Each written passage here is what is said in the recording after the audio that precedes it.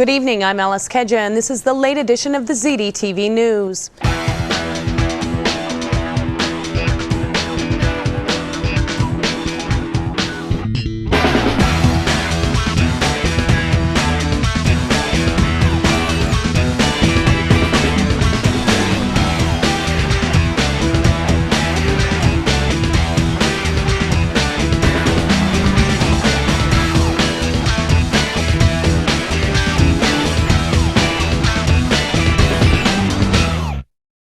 Hello, I'm Alice Kedja, filling in for Victoria Ricano. This is the early edition of the ZDTV News. Sega has confirmed a portion of its shipment of Sonic Adventure, its flagship game, is flawed.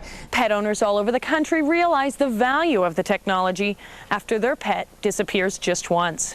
And we'll tell you about Mattel's latest offering for kids. The newest extension of the pink and plastic Barbie line now includes PCs. How much are thieves costing the high-tech industry? Well, a new study puts the cost at $500,000 every hour. eBay says it's cooperating with investigators today, looking into thousands of dollars of reportedly fenced items that went up for auction on the site.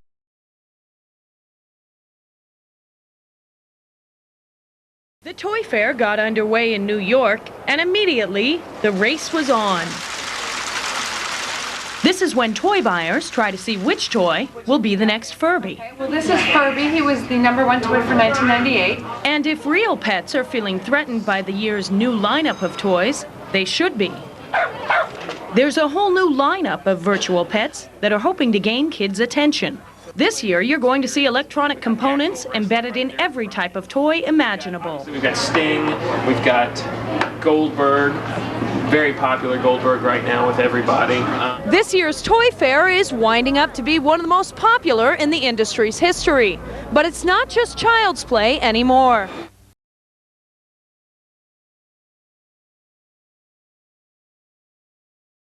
In the East Bay today, many businesses shut their doors, but most public schools remained open. Alice Kedja has this report. Throughout the East Bay today, news of the attacks provoked anger, sadness, and shock. The first thing you think it's people in the Middle East, but as you know, Oklahoma showed, there's no certainty of that. Looks like we're going to be okay on the West Coast so far, but you never know when they start doing this stuff. Many East Bay businesses quickly closed this morning, including the Sun Valley Mall in Concord.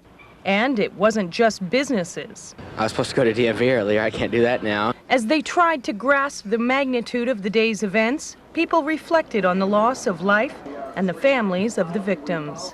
And some thought about the effect on children. And I'm thinking about, the kids whose parents aren't going to see them, and,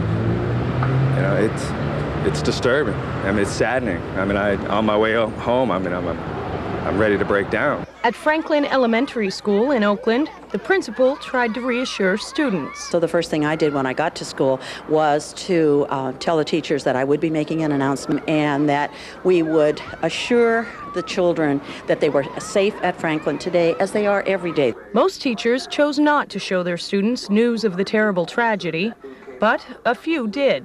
Some parents picked up their children, even though Oakland's public schools remained open throughout the day. It's time to pick up my kids because I don't want to be, I feel sorry about all the people, so I want to have my kids at home. Almost everywhere today, people wondered how it could happen and what happens next. Some wanted to help any way they could and gave blood. We had planned today as a normal day to collect about 40 units of blood, and we'll be lucky to get away with only seeing that in the first hour. We're probably going to do 200 or 300 units today. Others sought spiritual relief and offered prayers. The pastor of Berkeley's Holy Spirit Church had these words of comfort. Be attentive to one another, because people are going to be affected by this, and they're going to need attention. And they're going to need to talk about it. At least for now, the East Bay remains reflective, saddened, and shocked by today's tragedy. Alice Kedja for the 10 o'clock news.